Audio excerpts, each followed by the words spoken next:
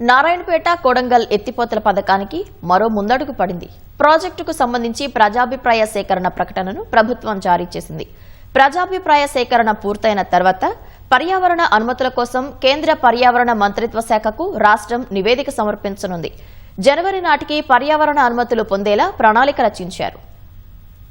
ఉమ్మడి పాలమూరు జిల్లాలోని కరువు పీడిత ప్రాంతాలకు తాగు, సాగునీటిని సరఫరా చేసే లక్ష్యంతో నిర్మిస్తున్న నారాయణపేట కొడంగల్ ఎత్తిపోతల పథకానికి సంబంధించి మరో ముందడుగు పడింది.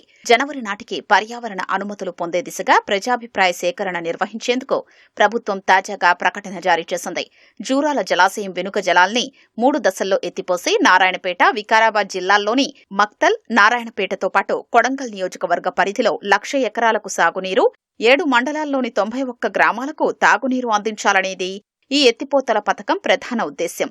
సీఎం రేవంత్ రెడ్డి ప్రతిష్టాత్మకంగా తీసుకున్న నేపథ్యంలో రాష్ట్ర ప్రభుత్వం ఇప్పటికే ఈ ప్రాజెక్టు కోసం 2,945.50 కోట్ల రూపాయలు గతేడాది మంజూరు చేసింది. ఈ ప్రాజెక్టుతో ఏర్పడే పర్యావరణ ప్రభావంపై ప్రజాభిప్రాయ సేకరణ చేపట్టేందుకు కాలుష్య నియంత్రణ మండలి 2 ప్రాంతాల్లో సభలు నిర్వహించేందుకు నిర్ణయించింది. జనవరి 8న నారాయణపేట జిల్లా దామరగిద్ద, వికారాబాద్ జిల్లా దౌలతాబాద్ మండలాల్లో ప్రజాభిప్రాయ సేకరణ సభలు నిర్వహించనుంది. ప్రాజెక్టుకు సంబంధించి ముంపు, నిర్వాసితం, పునరావాసం తదితర సమస్యల్ని ఆయా సభల్లో తెలియజేయొచ్చు. లేదా అభిప్రాయాలు, అభ్యంతరాల్ని హైదరాబాద్లోని కాలుష్య నియంత్రణ మండలి కార్యాలయంలో లిఖితపూర్వకంగా తెలియజేయొచ్చని అధికారులు తెలిపారు. ఈ ప్రాజెక్టును 3 దశల్లో నిర్మించాలనేది ప్రభుత్వం ప్రణాళిక. 7 టీఎంసీల నీటిని 3 పంప్ హౌజ్ల ద్వారా ప్రెషర్ మెయిన్ పద్ధతిలో తరలిస్తారు. అందుకోసం 1వ ప్యాకేజీ కింద 1,179.24 కోట్ల రూపాయలు, 2వ ప్యాకేజీ కింద 1,172.79 కోట్ల రూపాయలకు ఇప్పటికే టెండర్లు పూర్తయ్యాయి. 2 ప్యాకేజీలలో పంప్ హౌజ్లు, పైప్ లైన్ల నిర్మాణం చేపట్టనున్నారు.